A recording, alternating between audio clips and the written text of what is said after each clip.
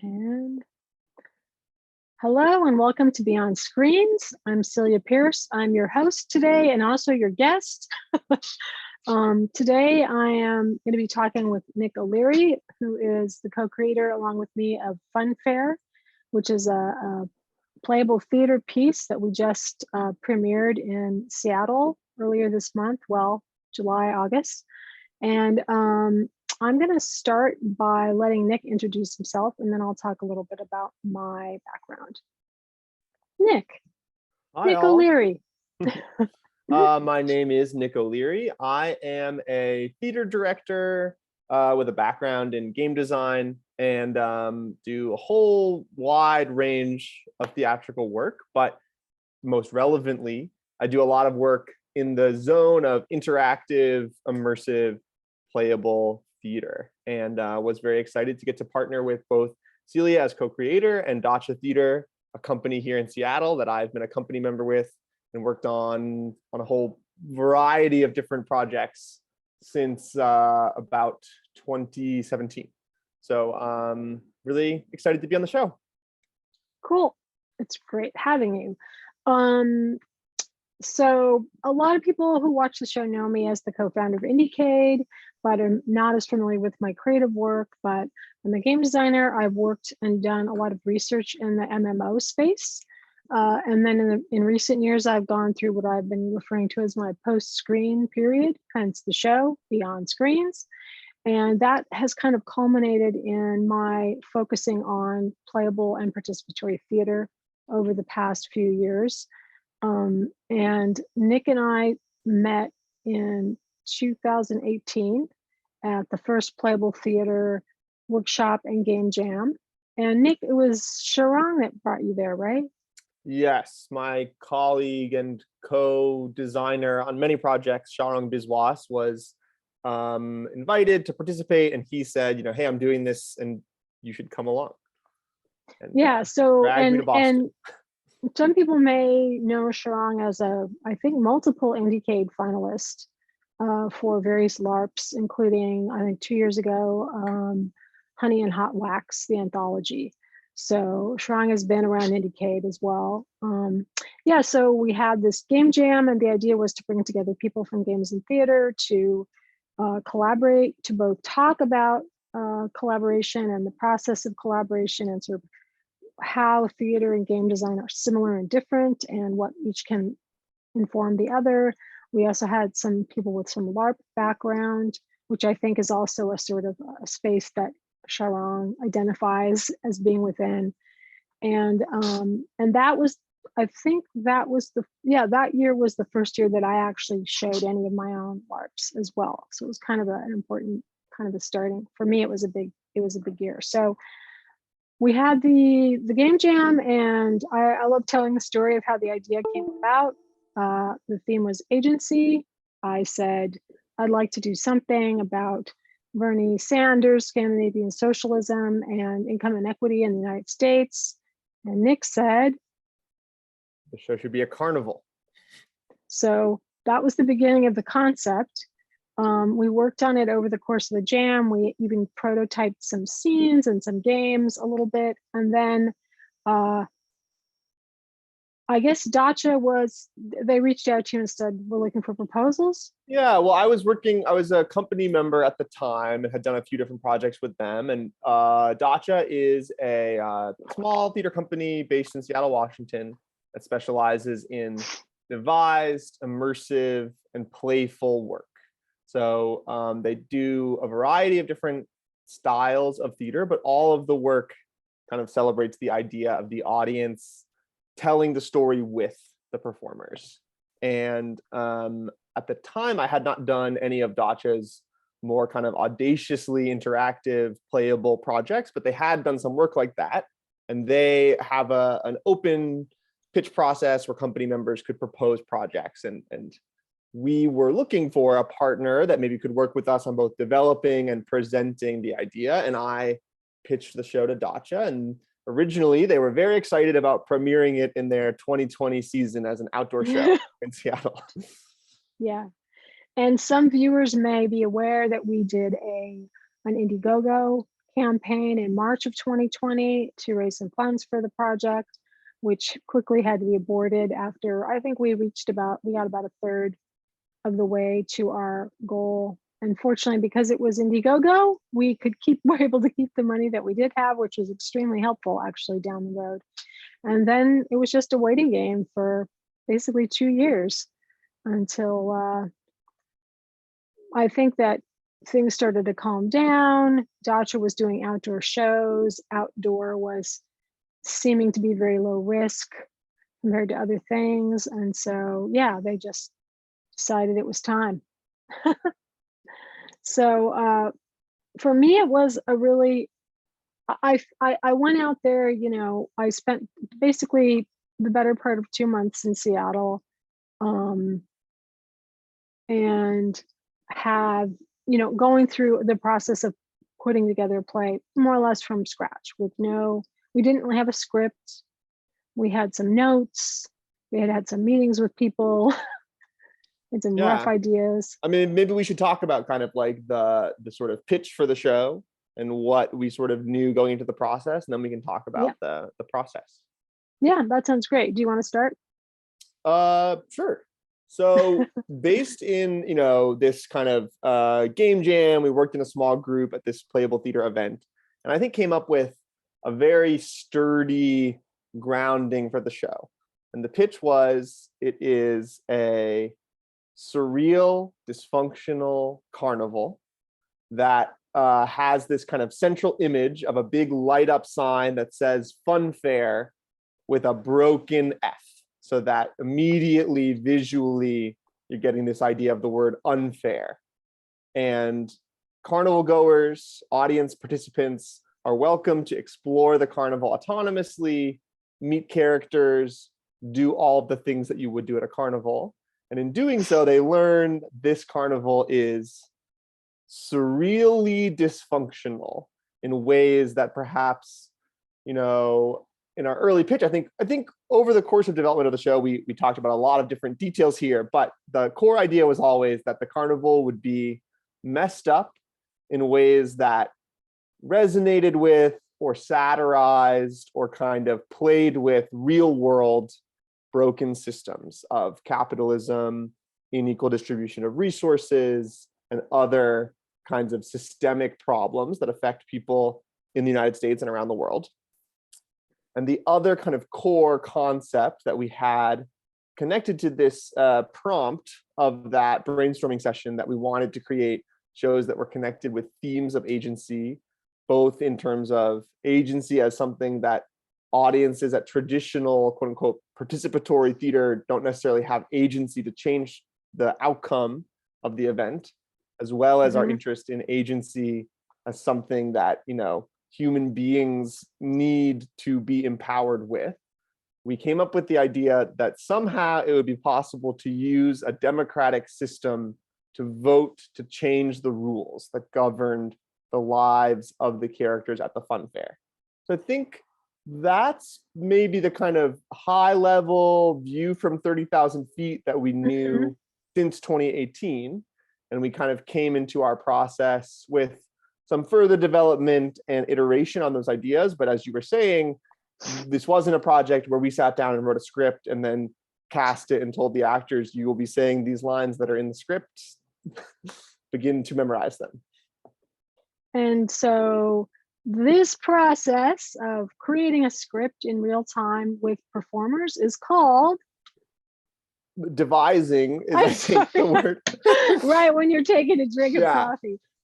Devising is, and I'd heard this term, I'd learned it from working with Danny Snyder-Young, who is the co-founder of the original project, Playable Theatre project, and also from other theater makers. I knew it was a thing. You had told me a little bit about it in the intervening time when we were working on it, and we had sort of decided that that was the way we wanted to generate this show for a variety of reasons. And in retrospect, one of the things I really came away from this experience with was, I'm not sure we could have done it any other way, even if we wanted to, because it is such a complex show and it requires so many levels of idea generation. It's really kind of a combination of a number of different types of storytelling methods.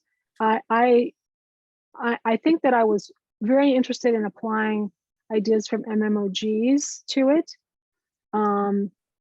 It also has, characters with stories and conflicts, just like a regular theater piece, but it's an ensemble piece rather than having a focal main character. And then it has these little carnival games. So there's several different, it's really not just one game, it's a lot of different games that together make an overarching experience. So I thought I would go through the slides just for anybody that, it's a bit hard to describe, and I think the images really go a long way to explaining what we were trying to do. So I'm going to share my screen. I'm going to pull up my slideshow, and I'm going to go like that. So this is the fun fair. Nick mentioned the sign throughout the show. The F is kind of flickering. And at first, when you go in, you might just see, oh, this is a carnival like many other carnivals, very familiar kind of environment, very exploratory, has a lot of the things you would expect to see in a normal carnival. So for instance, there are performers. This is our band who wrote a lot of the music that sort of acts almost as a chorus, or what do you call, is that the word you use in theater, the chorus? Greek chorus, I think, is the word Greek, that we Greek were chorus, talking yeah. about at one point. Yeah. Yeah, they kind of help the narrative. How would you describe their role in that process? Yeah, well, I think that we were excited about having live music at the show, especially because we were trying to create this sort of environment and atmosphere for this open world. So Kyle Levine, who is here in the middle in the striped, colorful rainbow shirt playing the mandolin, is a sound designer and composer I've worked with before. And we sort of came up with the idea that the band would always be here playing and creating that atmosphere, as well as Kyle wrote a number of original songs that function a little more in a kind of narrator mode. They are sort of the first people that we meet at the beginning of the show. They tell us about the world and introduce these characters. And then throughout the show, as the audience has an opportunity to vote to change the rules, the band is kind of helping us to do that. They're shepherding us through that voting process. And then Kyle wrote original songs that comment on or introduce these rule changes that the audience members are able to propose and vote for. And there are, the sorts of carnival performances you might also expect to see. These are our magicians. We have a mermaid, an actual mermaid, a couple of clowns, one of whom has hula hoops that are very alive and have names and personalities. A balloon artiste.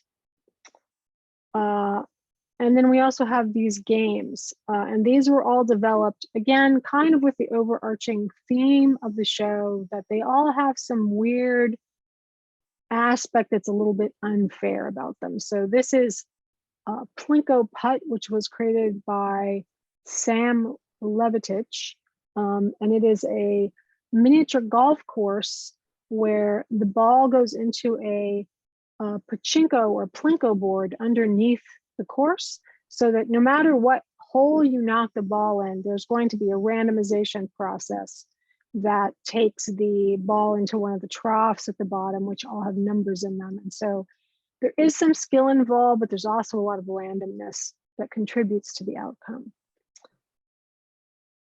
This is Don't Drop the Ball. And as you can see on the left, there's a man with a container in his hand who is putting the balls into the container.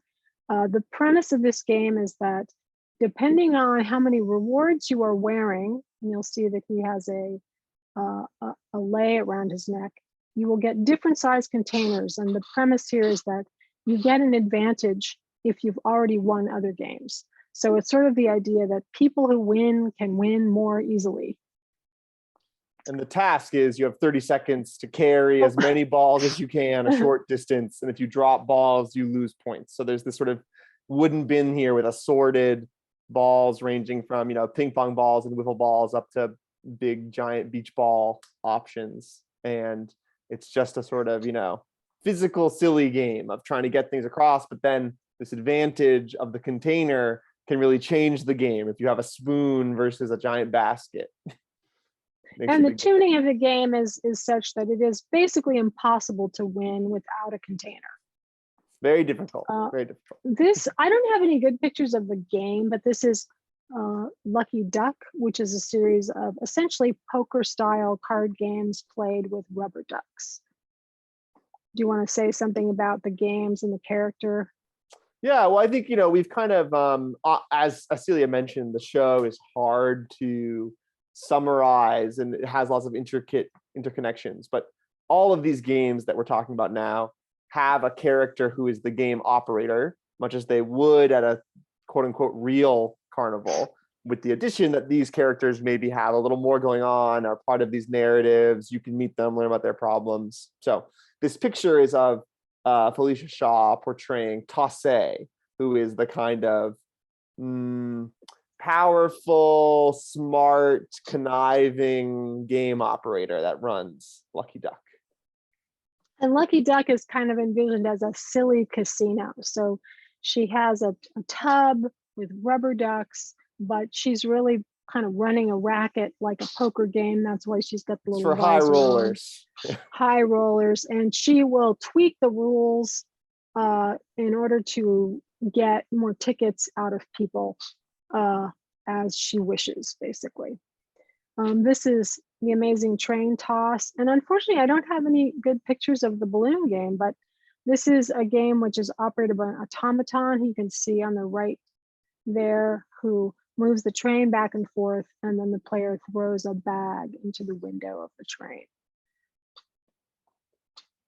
And these are our master voting ceremonies and our suggestion box guide. So do you want to talk a little bit about the whole suggestion process and kind of how we arrived at that idea? Yeah, sure. So we mentioned in kind of like part of our pitch for the show was this idea that this is a world that has problems and there is a way to change it. And that the way to change it involves proposing rule changes and voting on them. And that's really what we knew at the beginning of our devising process. And for people who aren't familiar with this term, devising is a pretty broad term that refers to many different methodologies. What it means, what I would say, for sure, if someone tells you the show is devised, is that rather than having just one person sit alone and write or stage something on their own, there is some element of collaborative creation. So in our case, we spent our first few weeks of the process very exploratory, trying out a bunch of different scenarios, having the performers rapidly generating characters and scenarios and images and ideas. Something that we were trying to explore was, how can we empower the audience to change the rules of the carnival and still have the show be structured and controlled and have some knowledge on our part of what's going to happen? Because the intention is to create a sort of cohesive and specific and theatrical work that had some kind of control of the narrative and themes. And we wanted to kind of strike a balance between empowering our audience and giving them more agency without necessarily crossing the line into something that you might think of more as like a LARP, where the point is that the participants are creating this work.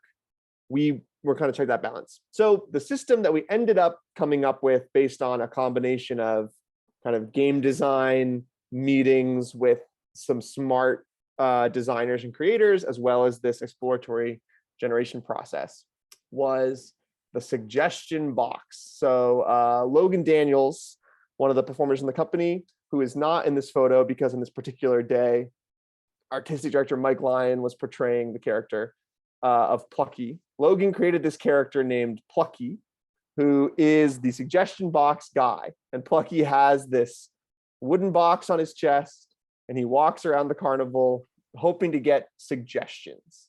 And the other character in the picture is Levi Colorado, who is the master of voting ceremonies. Beginning of the show, Levi explains to the audience that ever since this carnival was founded, the founders believed it best that the employees work to improve the carnival experience for the attendees. And so the idea here is that any carnival employee who thinks of an idea about how the carnival could better serve the experience of the carnival goers can wave down Plucky, who's wandering around with his box. Plucky gives them an index card, and the carnival employee writes down their suggestion for a new rule that will make things better for the guests. Put it in the box. Plucky brings all the suggestions from his box to the carnival operations booth. And every 15 minutes, the carnival operations booth gives Levi 3 suggestions from the box to put up on the democracy machine and allow the attendees to vote on how to change the rules. So, And go ahead. if I have a picture later of people getting their ping pong balls. One of the things I want to say about this, to me, this was a really interesting conversation at the sort of at the connection of game and theater, because we went back and forth for a long time about whether or not we wanted the suggestions, the audience to put the suggestions in the box directly, or if we wanted the actors to be intermediaries. And we ended up deciding on the latter. And I think the reasons we did were really interesting because they were both to solve a game design and to improve the experience as a theatrical work, which was, it required the audience to talk to the actors. So that was really important. And one of the things I've seen a lot in playable theater experiences is that people tend to start from a default of passivity. And so you need to give them what we would call in LARP design an alibi, a reason to talk to actors. And by using the actors as gatekeepers to the rule changes, it meant that the bottom line was, if you wanted anything to happen, the very first thing you have to do is talk to an actor. Right, because in our fiction, these suggestions going in the box are coming from employees, but part of the premise is that our hope was that audience members would come up with their own ideas for how to improve the carnival and then try to convince the characters to put those things in the box. So they would say, gosh, why is it like this? Why don't you guys do this instead? And then that was exactly the inspiration for the suggestions that ended up on the board. So in practice, the outcomes of these votes in terms of what was on the ballot and the outcome of the actual vote was totally driven by audience agency, but it was mediated. So we weren't asking audience members just to write things down and blindly put them up on the board.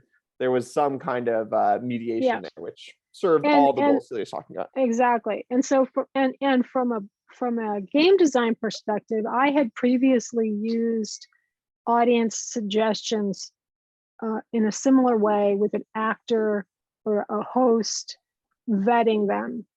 And some patterns that happened here that were very similar to what happened in that prior show that I did quite some time ago was that patterns would emerge in the playtests so that we knew certain types of solutions were likely to come up.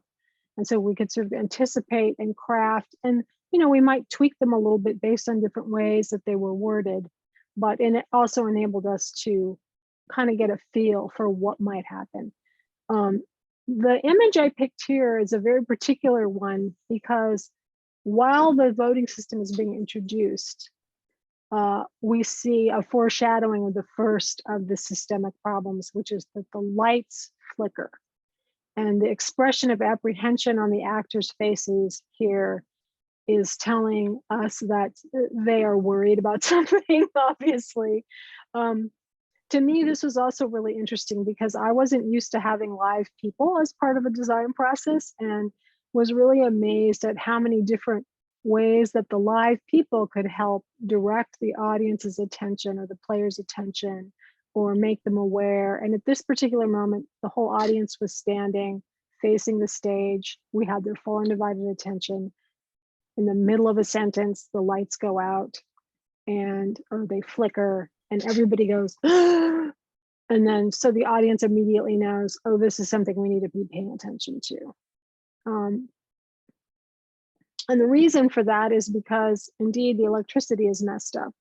And this is one of the number of the system-wide problems. And one of the things that was really interesting about this as a, from a game design perspective, another challenge of bringing these two worlds together that I found really interesting is we wanted systems that were visually compelling and that could be performed and that would impact the characters in a palpable way. There are lots of systems that you can portray. Like, I don't know if you've played Mini Metro, Nick, but that's a great example of like a really well-designed system game. But like, we needed systems that were going to be able to be translated into theatrical conveyance of some kind, whether that be actors looking up in panic or what we're seeing here. Do you want to describe this scene? Sure. So this was kind of one of our early in the show. This always happened, and then depending on the audience's choices and actions, it sometimes happened many times. But as the show begins, the lights at the carnival, we saw an earlier picture, there are these kind of festoons of colorful patio lights all around the carnival flicker, and there's a kind of ominous sound cue of a sort of electrical system fritzing, and then eventually they go out. And when the lights all go out and we hear this sound of a generator powering down, all of the employees of the carnival start shouting and are all corralled over to this mysterious area. And the band begins to play an acoustic song and sing as all of the all the employees do a coordinated group stretch and then start running on the treadmill. And the idea here is that the carnival has installed a giant treadmill generator for the employees to run on and get the power back online. And that periodically, because this system is not working as intended, the electricity overwhelms the generator, the system shuts down, and all the employees have to stop what they're doing, go to the treadmill, run in place to get it back online.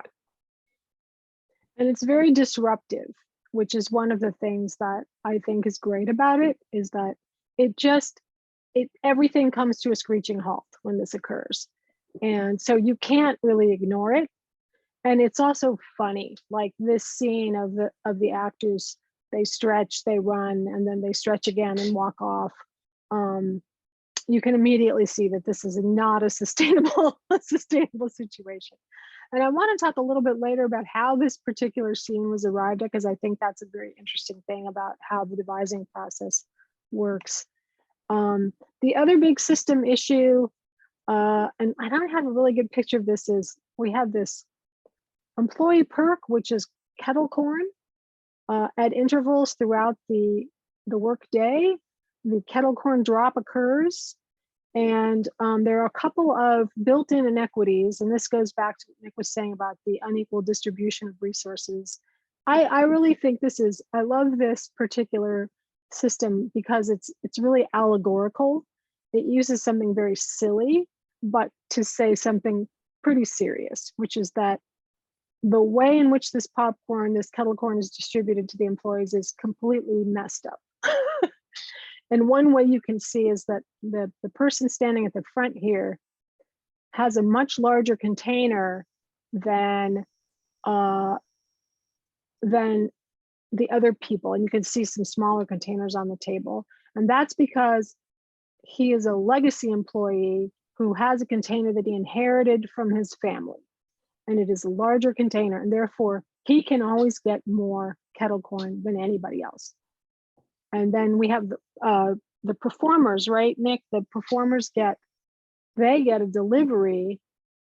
The performer portion is delivered. There are certain, we kind of talked at the beginning that there are some employees who run games, some employees who are vendors, some employees who are the kind of staff. And there's a special perk if you are classified as a performer, that the assistant manager will bring you a special pre-packaged portion of kettle corn wherever you are at the carnival. So it's a bonus that's special for performers.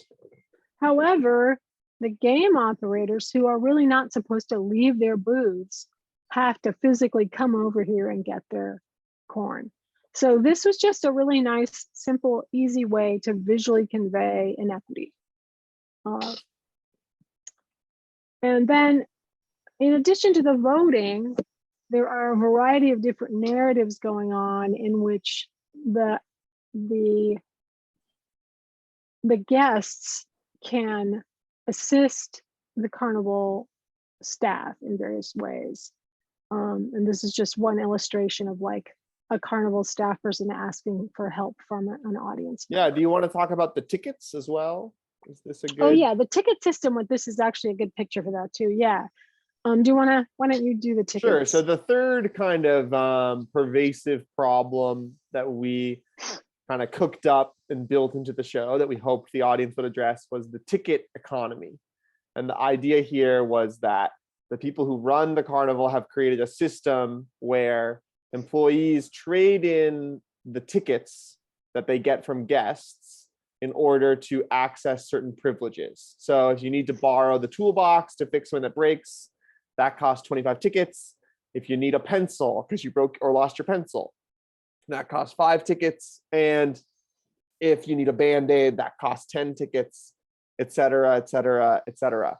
The problem that, again, we were kind of trying to create an intentionally inequitable system so that we could explore ways that the audience might try to re-engineer and fix it, is that the way that employees get tickets is totally skewed. It's not an even fair shake. Guests at the carnival get tickets and they use those tickets to play games, and then game operators keep the tickets. But if you're a performer or a vendor or part of the staff, there is no formal way for you to get tickets. You have to just kind of hope to find some that someone dropped, or hope a guest decides to give you some as a tip, or maybe even do a favor for a game operator and get them to give you some tickets. So everyone needs this. I think some of the actors were able to raise tickets by doing chores for the guests. And they would try to, the characters were almost like trying to scheme to come up with ways to get more tickets. And then this sort of was intended to give the audience an opportunity to say, gosh, maybe we should change the system here, was the hope. Yeah, and I think what's going on here is that Old Two Legs is giving a big wad of tickets to this audience members to go get the toolbox from operations, which costs, I think, 20 tickets, right? Yeah, 15 or 20, I think. Something ridiculous. We deliberately made the cost quite outrageous. And the one was the Band-Aid is 10, I think, right? Because we wanted it to be really hard for the staff to be able to get things they needed.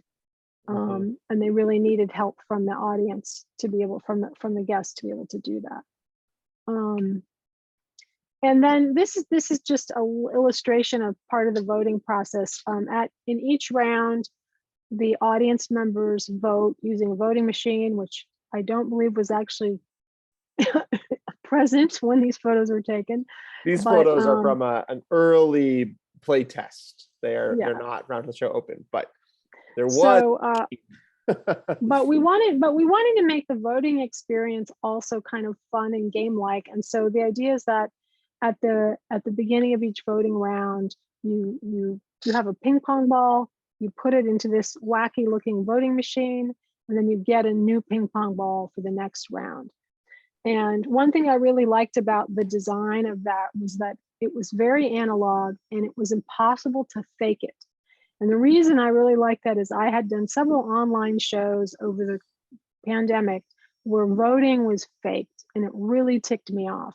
So I wanted the audience to absolutely know for certain that their votes were being counted. So you drop your ball in a funnel, it goes behind a curtain into a clear plastic box. And when all the votes are done, the curtain is pulled aside and you can visually see which box has the most ping pong balls in it. And there's no way to tamper with it or fake it or anything. And part of the host job is to make sure that nobody does. But that also made it kind of visual and game-like, and it also kind of feels like a carnival game in and of itself. This is an image from an example of one vote outcome. A common solution that audience members would propose to solve the electricity problem was, although it still required the treadmill became a game. And at various points, in various versions, iterations of the various runs of the show, sometimes it was that the audience would run on the treadmill as a ride and pay a ticket, which also meant the mermaid who would run the game would get tickets, which she wasn't able to get otherwise. A few people in later shows that I was at proposed it turned into a dance floor. And so people would dance on the treadmill, but they were all ways for audience members or guests of the carnival to physically help with the electricity by actually running on the treadmill, which I thought was really interesting. And then this is just a picture of the entire cast with us, Nick's there and I'm there. And then I thought we could just talk a little bit about the process and kind of how we, what we did and how we arrived at all these goofy ideas. I'm going to stop the share. And there we go. Yeah. So I'd love to start by talking about the treadmill because it's such a great example of why devising is a good way to do this kind of project. And if I recall, so we had it was a play test, right? And we were mainly trying to test the games, the carnival games. Well, I think that, so we did a number of different kind of generative exercises, small and large. And then we were starting to get into a point in the process where we were trying to test multiple things at once. And so there was a day in rehearsal that we divided the cast in half and we asked, you 10 people do this, you 10 people do the same thing. Basically, come up with characters, come up with problems at the carnival. And we'd been exploring characters, we'd been exploring problems, we've been exploring themes. And this was a way to kind of test putting all those things together. So we kind of gave some parameters, and then the performers autonomously kind of crafted two different, almost mini versions of the show. And then we presented them to each other, and half of the cast was performing and half was serving in the audience. That's right. role. That's right. And one of the teams presented their thing, and we're meeting the characters, we're talking to people, there was all kinds of stuff going on. And then we were rehearsing in this big gym space in a school, and one of them turned out the lights, and they all went running to a corner and started doing this treadmill. And they, had presented this idea that from there pretty much went straight to the show as pitched. And it was, we got to experience that moment of the audience of what's going on? Why are the lights out? And then wondering suddenly what all of the cast was doing in this physical movement. Yeah, and it was, I have to say, for me, first of all, I remember you and I were just both in hysterics when this happened. We thought it was so funny. And then I think in subsequent playtests, when we had the emergent phenomenon of audience members jumping on and running with them, which sort of began the whole process of all the different solutions. But what I loved about that was that it was a spectacle, and it was a spectacle that you could only really experience by seeing it happen in real time. It isn't, I think we could have come up with it in a script, but I'm not sure, because part of what was so great about it was that it was very spontaneous and very physical. Yeah, I would say, I think that it is pretty widely accepted that one of the advantages of a devised process for theater makers is that it is easier to come up with ideas where movement and physical expression are kind of holding hands with dialogue. That by generating in space, those kinds of things emerge.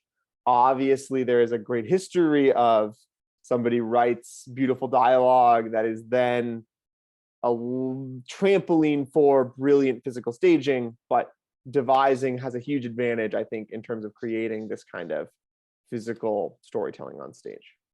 I really feel like, I mean, I could get into a deep philosophical conversation about this, and I think that I'm going to probably be thinking and writing about it more in the future, but especially after taking the theater class, doing some, I was auditing some theater classes, doing a Shakespeare, little mini Shakespeare thing, doing the piece that I showed you about that I used with the Ibsen play, that I think that there are some really, really deeply,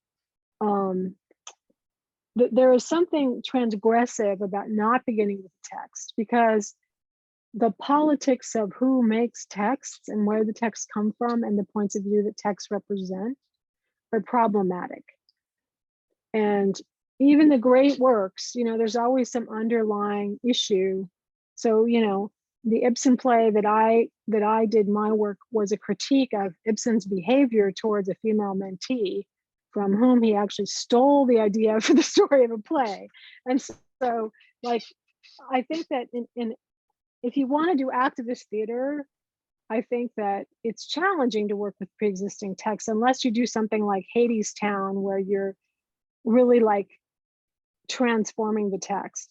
I was talking to an incoming PhD student earlier today about this, and the problem with Hamilton, right, is that even though it's a retelling of a story, it's a story we all already know.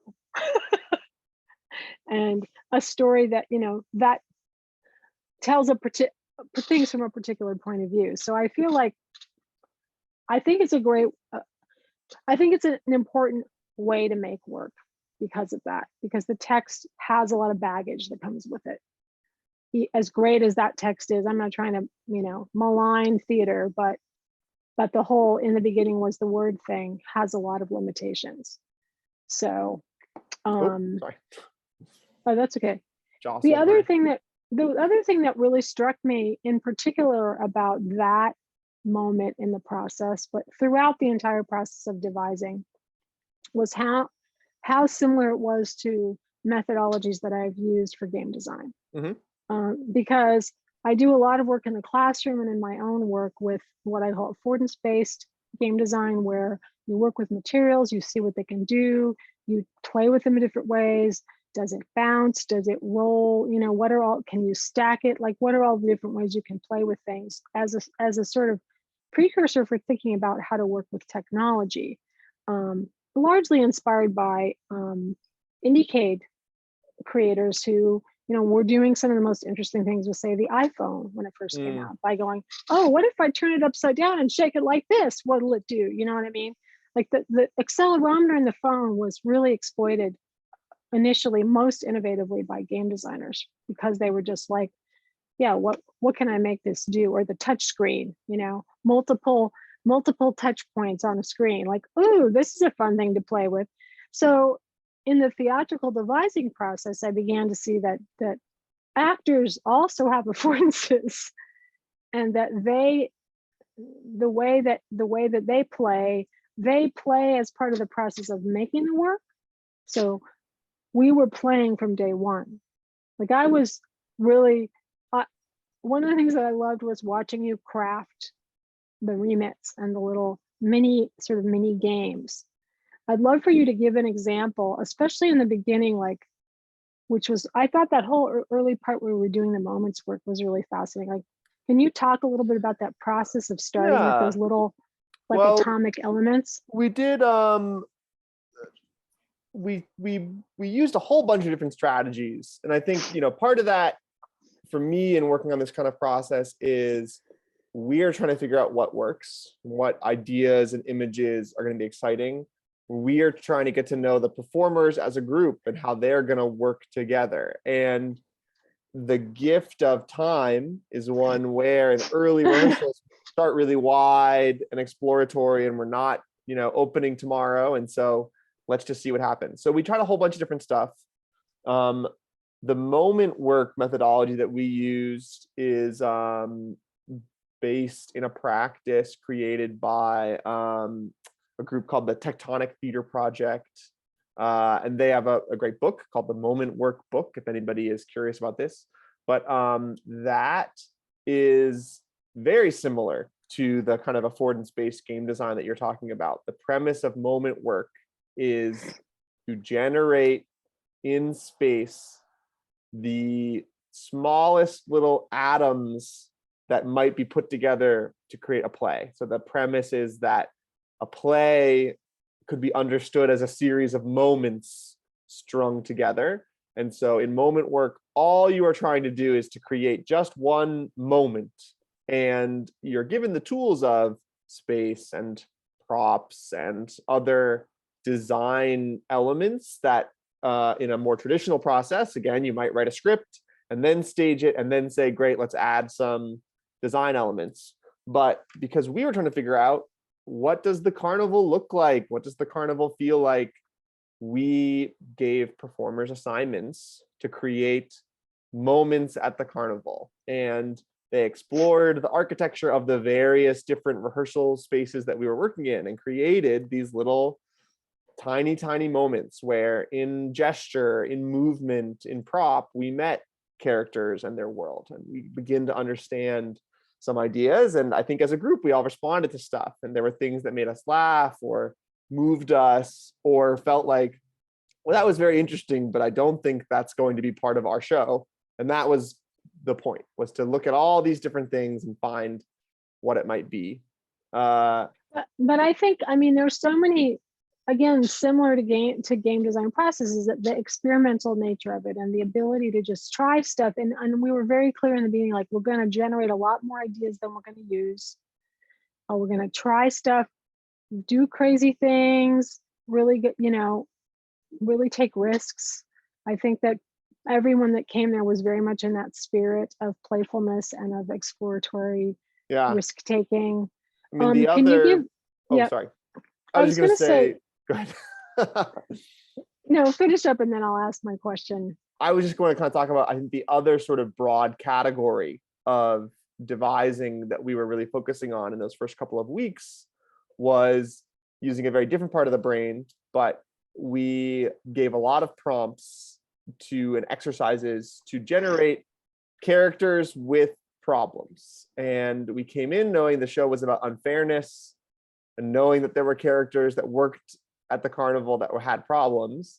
And so we did a lot of exercises where our brilliant, generative, imaginative performers would be given a very short amount of time and a prompt and some parameters to create an imaginary person with an imaginary problem, present that problem to the group, and then there was an opportunity for the group to respond, to ask questions, to kind of engage in what could be an audience interaction, an interactive show, but what often felt like an almost, Socratic debate where, someone would come out and reveal their problem, and then everyone else would ask them, like, well, have you considered this? Would you ever try that? And we got to kind of learn about the affordance of that kind of interaction and also calibrate just how strange is this world? Why isn't the solution just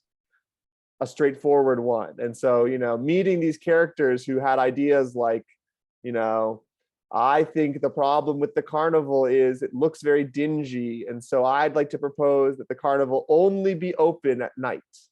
And that way our guests will not be able to tell how dingy it is in the sunlight if they only come between midnight and 5 a.m. These really absurd ideas that we then could sort of improvise around and bounce the ball. And also was really, one of the things I loved about the process too was that it often came with value. Like the characters would spontaneously have values that were attached to those ideas or those solutions. And one of my favorites was the one where I think it was Casey was one of it was the lion tamer. Yeah, Casey and Ella. Very, very upset to find out that the lion that he was working with was actually a person in a lion suit. And it was explained that this was much safer for him, and he did not like that. And he had to sort of conjure up a whole idea about his art form that was based on this idea that he really, really needed to be working with a real lion. So there was a sort of an inner life that would take shape around these conversations would, in a sense, craft the inner life of the characters through the interaction. So I think what made it such a compelling and Yeah, fun. I mean, I think that, traditional Stanislavski-based actor training is very invested in the idea of creating a character that has wants and needs and strategies to address those wants and needs and obstacles standing in their way. And I think that all the performers that we were working with, regardless of their kind of particular disciplinary background, they all are really talented theater performers that had some access to that tool bag.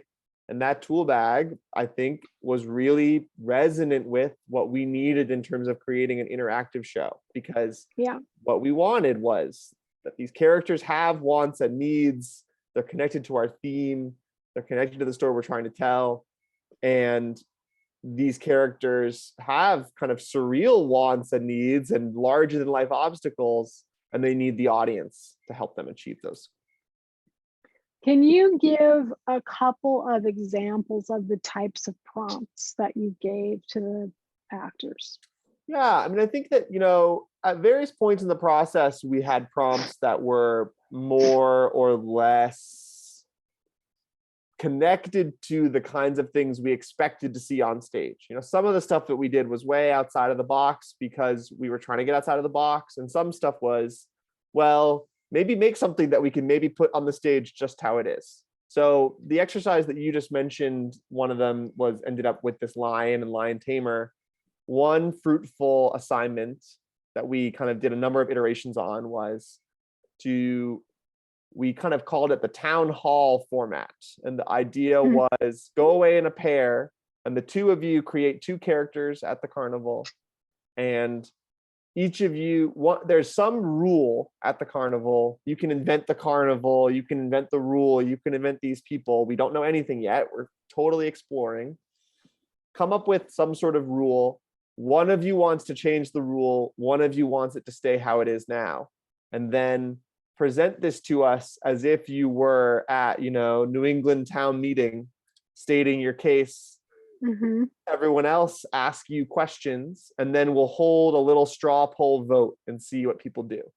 And that was really useful in terms of really quickly finding out what kinds of stories and problems would create the kinds of conversations we were interested in, because we learned some people would come up and present something and 100% of the people in the room would all vote the same way with no questions asked. And that didn't really feel like it was going to lead to fruitful, interesting interaction. It felt like it was going to be kind of one note and obvious. We also noticed things about, how much fun it was when a sort of likable character was presenting an unlikable solution, or vice versa, was something that I think we also learned a lot about from that exercise. We also did stuff that was way more outside of the box of what we expected to be in the show. So one day I remember a really useful assignment in terms of generating some of those big scenes was we had kind of begun to explore some possible problems at the carnival.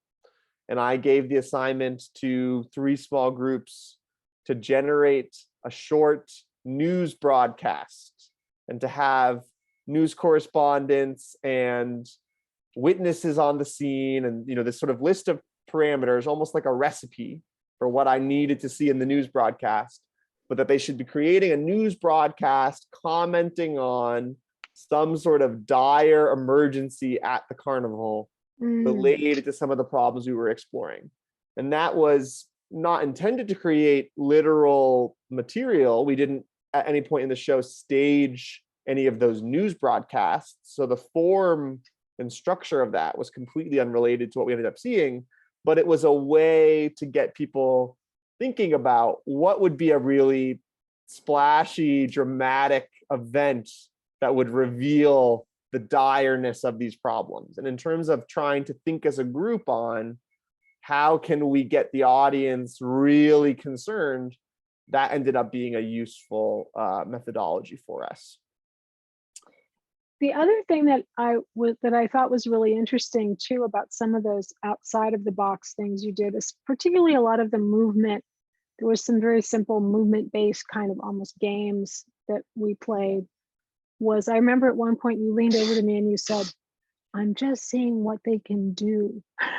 So it was almost a kind of a way to audition the actors in real time and to see what their range was in different kinds of situations and activities. And also for me, one of the things that became really clear about halfway through the summer process was that it also was an amazing way to build an ensemble. And this piece, and we even talked about it at some point. We said, because we have such a great ensemble, let's build some scenes. And I think that the treadmill was one of those that just happened in devising very spontaneously that then became an ensemble piece that Kate came in, Kate Drummond, who is the artistic director. Yeah, we one worked of the two closely artistic directors. so Mike Lyon and Kate Drummond are the co-artistic directors of Dacha, and they both came into the room serving in an associate director role to specifically do some movement-based work, because they, again, I've kind of gestured this a few different times, but there's a lot of different kinds of devising. There's a whole wide range of modalities. Some of those modalities are very movement-based, and Mike and Kate are really experienced that kind of work. And they both came in and did a number of exercises where we generated, characters based on gesture first. Pick an object at the carnival, imagine an object, start to do some movement based around that. And now that you're take that movement and exaggerate it, make it bigger and bigger and bigger. And now that you're doing that movement, try to figure out what kind of person you might be. And that was, again, in terms of thinking about style and mood and character, that was Yeah, really you had useful. one where you were having like ratcheting up and down the exaggeration. I remember, like, do it now at a 10, do it at a 5, like to kind of see how much what the stylization sort of was. That was really Totally. interesting. I remember one of the things I remember really vividly was that Kate did an exercise where she had everyone open up their booth, like start their day, and do a series of gestures that was around how they would begin and set up whatever it was they were doing at the carnival. And which later then we did that, she did that thing where she had everybody at once, each person on a little routine, but all assembling together. And I remember this one moment outside in the playground where I suddenly was like, there it is, the whole, like, we've been working on all these little teeny slices, and then the whole carnival suddenly was like there in its rough form, but I could see it was taking shape as a whole thing based on these little micro things that you had been doing throughout. And I feel like for a nonlinear show like this, again, like I'm not sure we could have arrived at this nonlinear structure any other way, but by working from the sort of constituent parts and building on top of them. Because in the reality of the experience you have, there are beats and there's a narrative arc, but these things, you experience these things. And this is something I really noticed, Nick, when I was playing, when I was as an audience member, that really those moments are what you experience as an audience member, because you're not going to follow, unlike something, like people do in Sleep No More, where they'll pick a character and follow them all the way through. Like, people didn't really do that. There weren't a lot of people just following one character the whole show. Everything was just these little tidbits, which then in your mind are sort of accumulated. And then you introduce, you have questions. A lot of these moments would give rise to a question, which would then become an investigation or a solution or something you want to help with.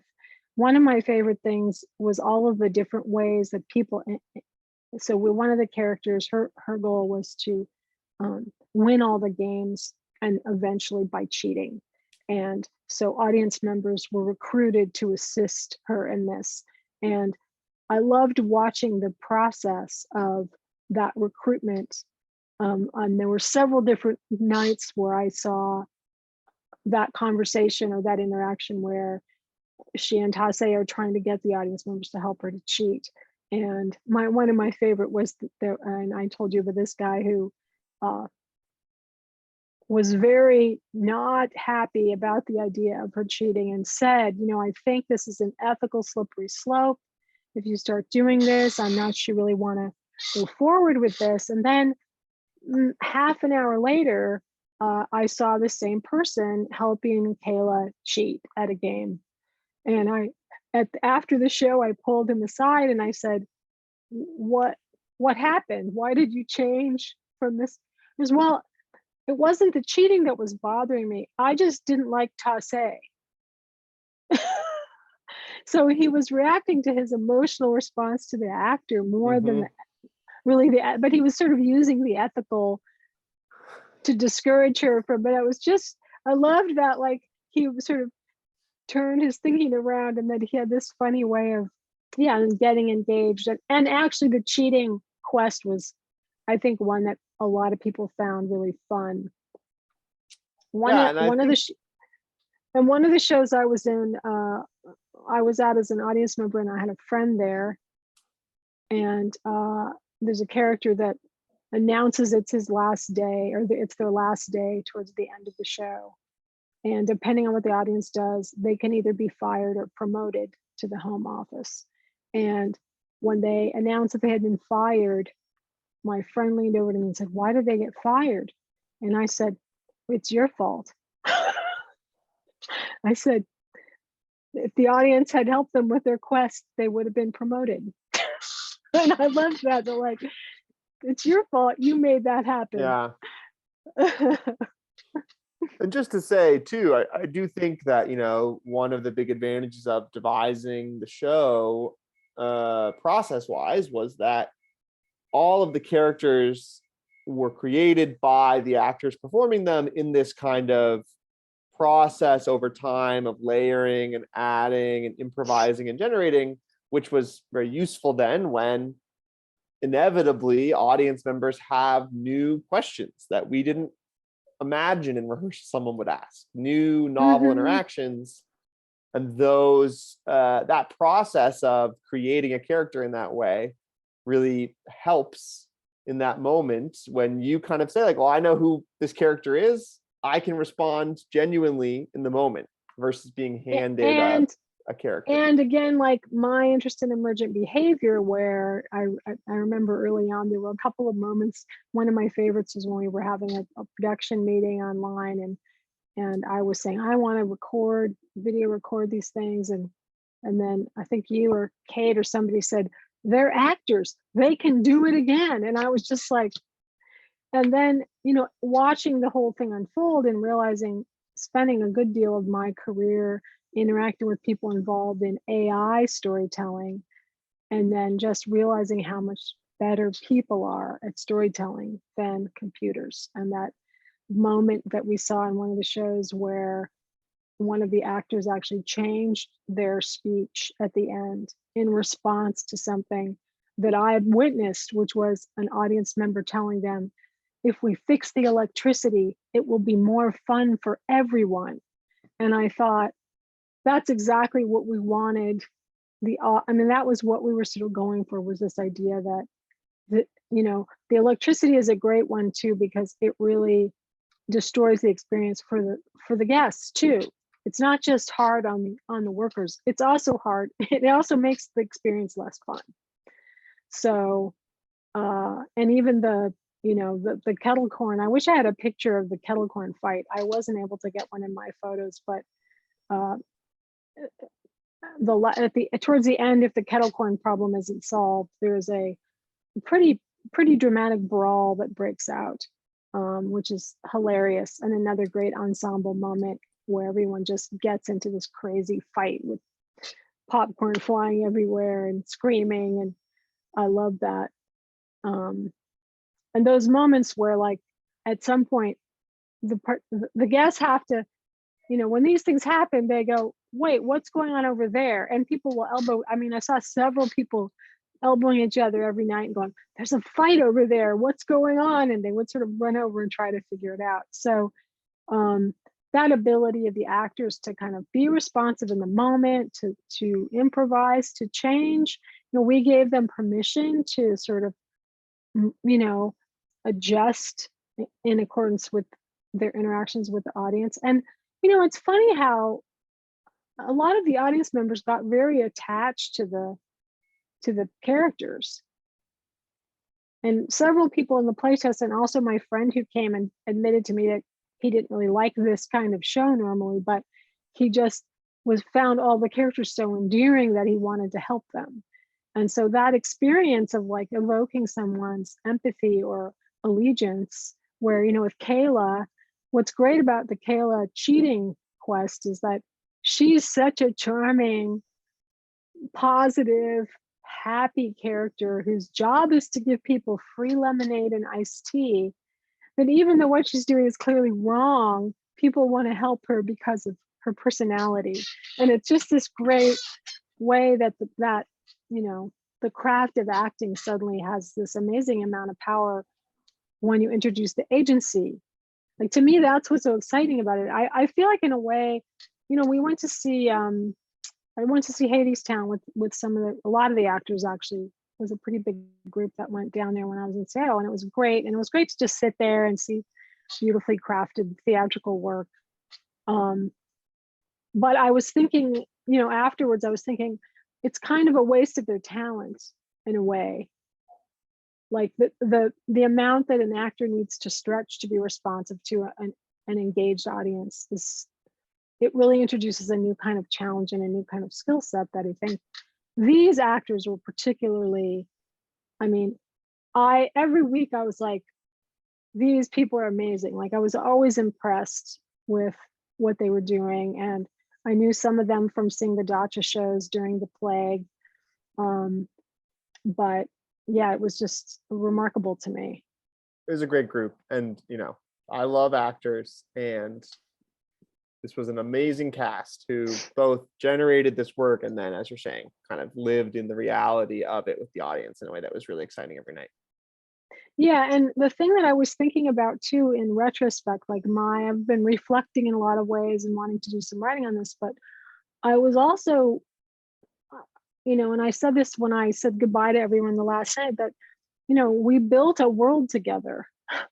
Like we literally had, when we started, we had like 4 slides and a few rough sketches of ideas, rough notes, but like they built this world with us, and it was so great to see it sort of come to life. And it was different from what I might have thought. If I was just writing a script, it would have been a really different show, I think. And I think it was way better because of the way that we did it. That's how it always is. Yeah, it's fun. It was very fun. It was always, I as hard work as it was, and I have to just continue to praise, the cast. Almost everybody in the cast had a full-time job. I think everybody, and most of the production team as well, had a full-time job, and then would come after work to these every night, like with 2 nights off a week, all day on the weekend. Like, it was just incredible to me. Somebody turned to me at one, I said, how do they do this? And somebody said, youth. But I think, yeah, there's a passion that you need to do this kind of work. And we were really lucky to have a dedicated team that was committed to making it happen. And I think the company is committed to creating a safe and fun space for people to do that work and to try to address people's needs at the same time that we are figuring out what we have to do to make the show happen. So I've been telling this funny story, and I don't know, the actors may see this. I hope you don't mind me telling this, but we were having a conversation. So the production team, we didn't really talk much about. The production team was also really amazing. And I have to say, as a person who's mostly done software development over the years, like the fact that the day before the show, we didn't have a voting machine was freaking me out. And everybody was like, don't worry, it'll happen. And the next day there was this great funky and all the right ways voting machine. And it sort of astonished me that people could just quickly, and then, people would come in. I know Alex was constantly coming in and tweaking things, going, I don't like the way this looks, I'm going to pin this down, I want to add a layer of this here, and can we put more of the, it's moving things over, and just everything is much more, it's much more flexible. I did a show last year of this, a Beyond Screens episode with some folks from the Civilians that did the Black feminist video game online show, and they were having a conversation about the director was telling the programmer that they wanted to move something over on the screen a couple of inches, and the programmer was like, okay, that will take me 8 hours to implement.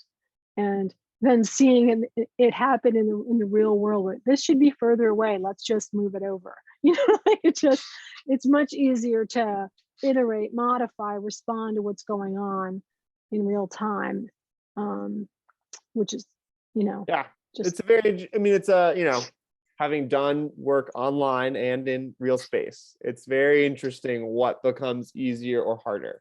The cost of material in the real world is much more prohibitive.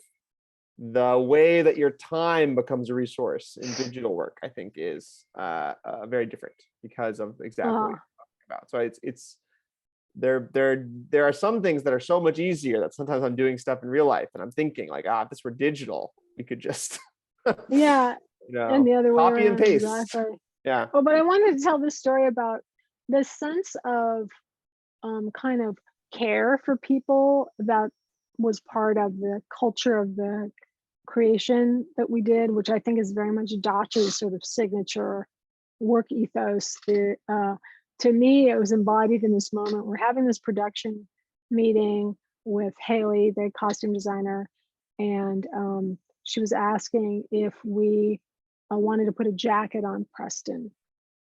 And you said this thing that just, I love this. You said, I think Preston is somebody who tends to run a little cold, so I think a jacket would be good. And I knew why you said that, because every night when we were working, Preston was always like, it's so cold, I need a sweater. And I just loved it that was part of your decision-making process, not just, oh, he'll look better in a jacket, but like, he'll be more comfortable and he'll look good. Which I think is, if you want actors to do good work, you have to take care of what they need. It's often part of the process. So and I think because their body, their body is their palette, you want it to be functioning in a nice way and comfortable and whatever. And they also, that I ended up, it's also kind of the way that I work too, but I was very conscientious about the game operators and how much of a heavy lift they had to do, and making sure that they had everything they needed to run their game easily.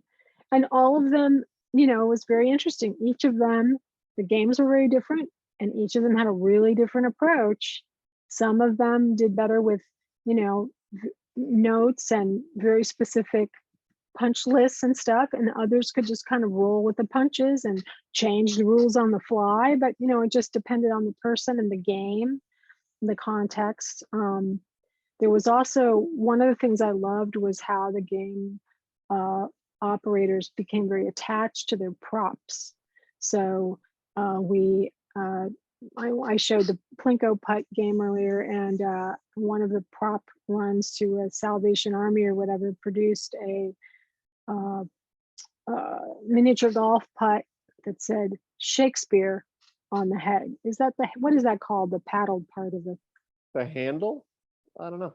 No, the handle is what you hold. Oh yeah, the head is the other end. Yeah. Or I just made that up. I don't know what it's really called. I think putter, it's called I don't know. Yeah. But anyway, it said Shakespeare, and the performer who was the character, which was called Goby, is the character. Goby.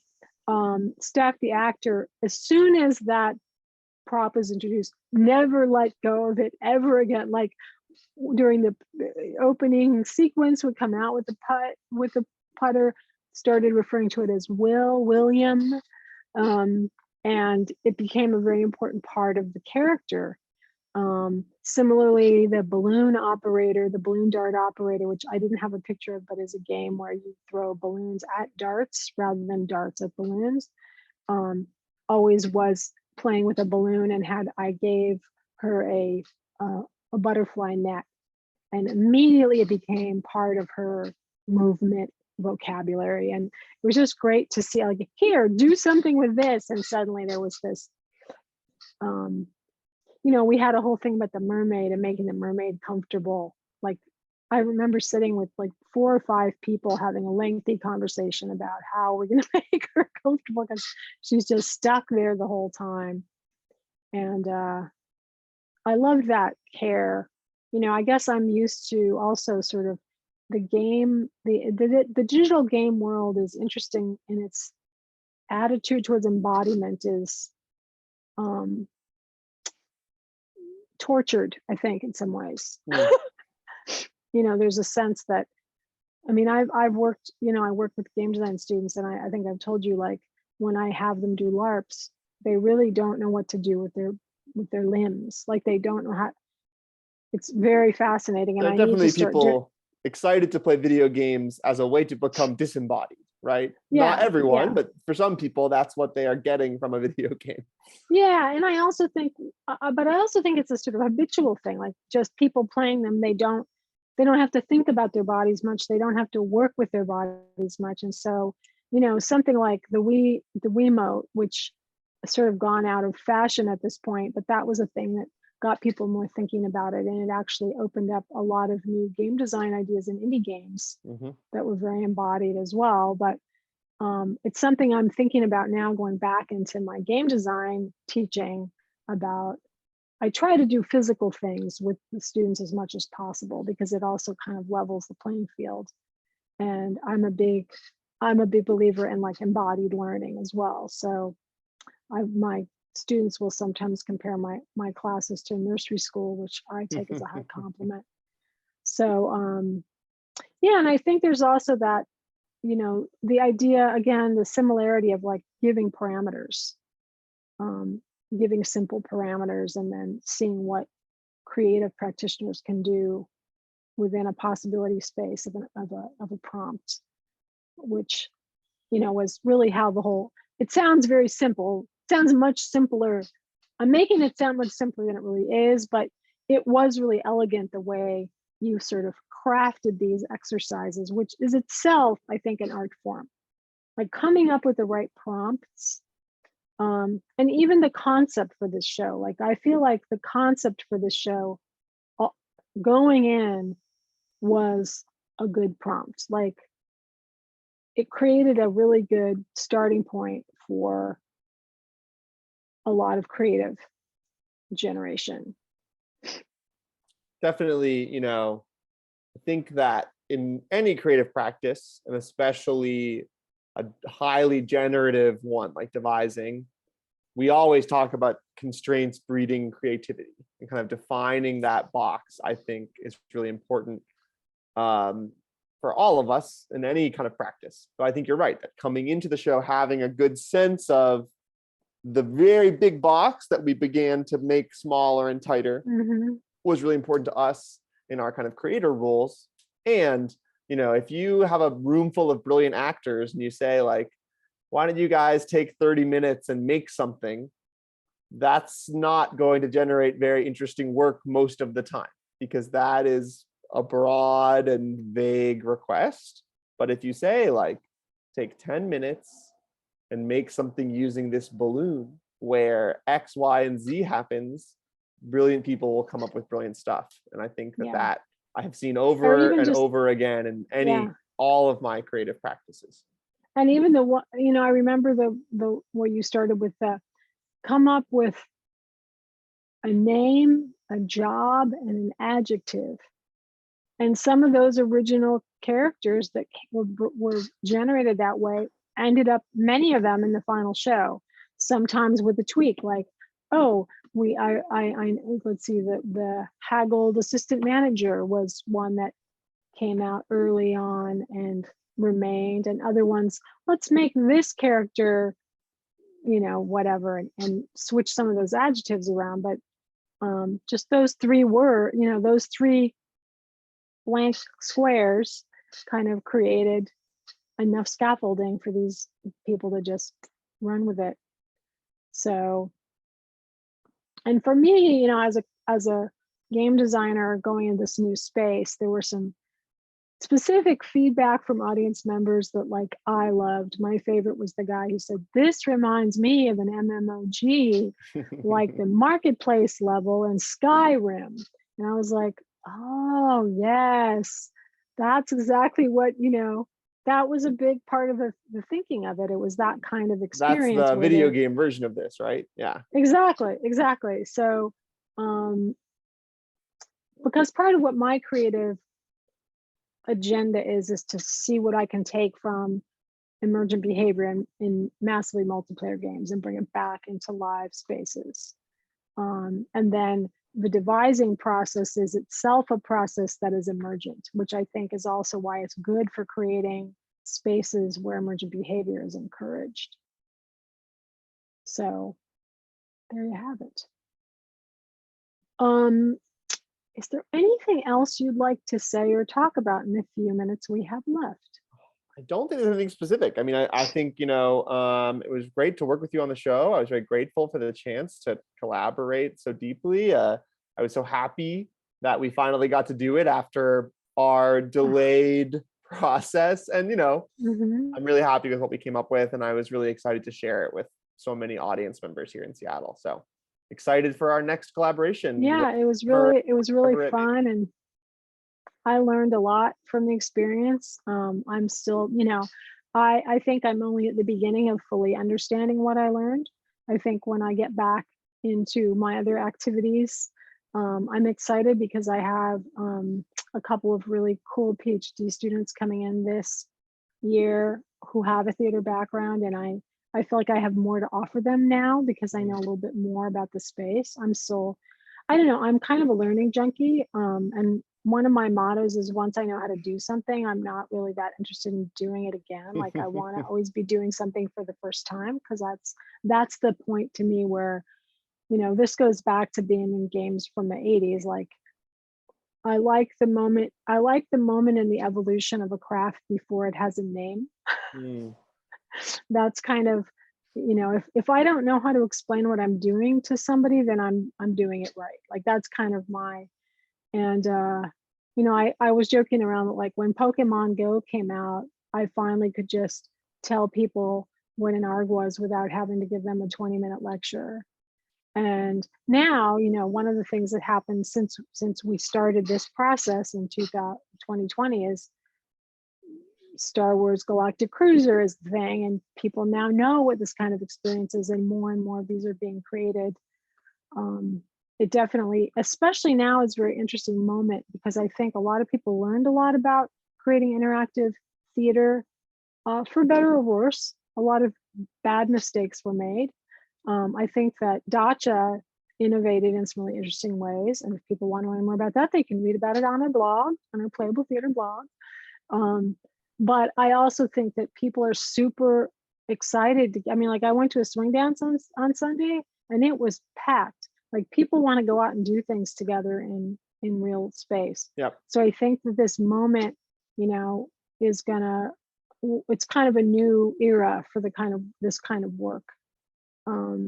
That I think is going to be really interesting to see how it pans out. So very exciting. And thank you again.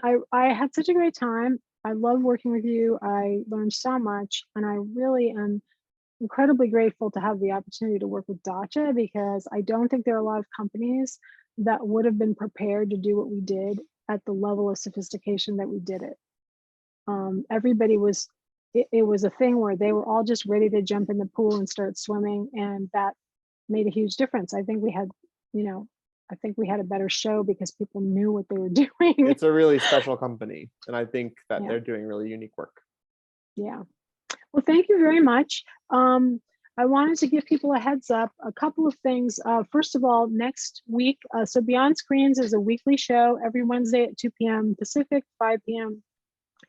Eastern, and whatever time that is in the UK, 10 p.m. Next week, we're going to have our fabulous All Control team. They're going to be interviewing Amanda Hudgens, who is doing some great alternative controller work. So check check that out in a week. I also wanted to mention that we're going to be hosting our second Playable Theatre online symposium.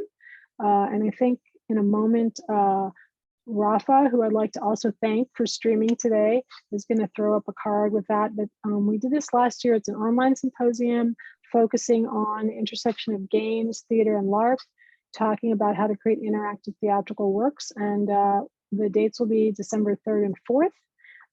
We haven't announced any of the speakers or put tickets on sale yet, but we just wanted people to save the date, be aware that that was coming up.